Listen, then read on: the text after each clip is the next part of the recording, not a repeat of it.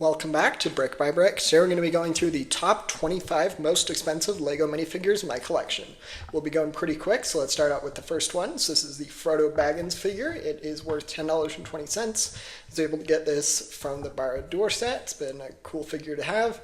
Next up I have Samwise Gamgee right next to him. There you go. Worth $10.85. He is also in the Rivendell set as well as Frodo.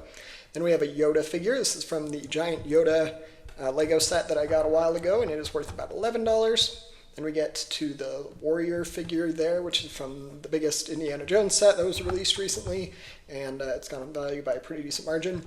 And that can be some of the benefits. If you do decide you want to open up and build a Lego investment set, I generally wouldn't advise it, but I understand that sometimes that'll happen. You can always sell the minifigures and make, especially after the set retires, and make back a pretty good profit, and it can be a good way to make money while still being able to enjoy building the Lego set. Next up, we get to the Scout Trooper figure. It is worth about $12, and it has gone up in value by a pretty decent margin there. And then we get to Wicket, which is worth about $12.31 and $12.31, and pretty good. Then we have Gollum, also from Barad-dûr, worth about $13. Then we have Padme Amidala from, I don't remember what set she's in, but it's worth about $14. Oh, she's from the Anakin's Pod Racer set. And then we get to Aloy, who's from the Horizon Zero Dawn, the only set Horizon Zero Dawn made for that theme so far at least. And then we get to the Helga Hufflepuff figure. This is from the $470 giant version of Hogwarts Castle, and it comes with 4 minifigures, Ravenclaw being another one of them. She's worth about $18.54. Then we get to Boba Fett, which is worth about $19. The Orc, which is worth about $19.20 and 30-cents-ish. Then the General figure here, it is from the AT-AT.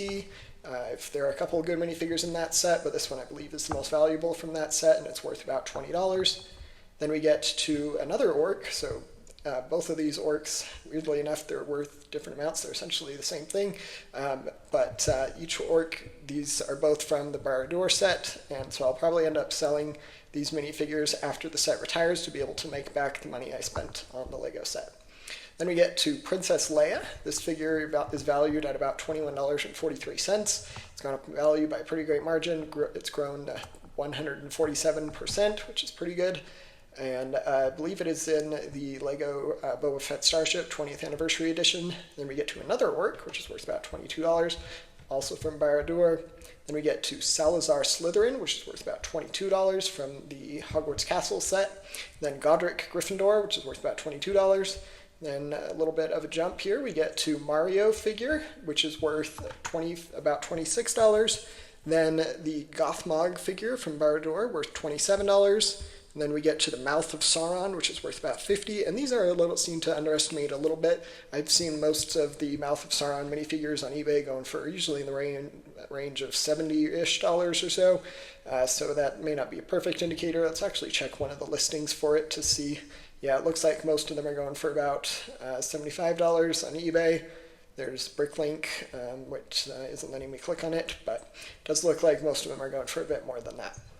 And then we get to the Zuckuss minifigure. This set is worth $52.16-ish.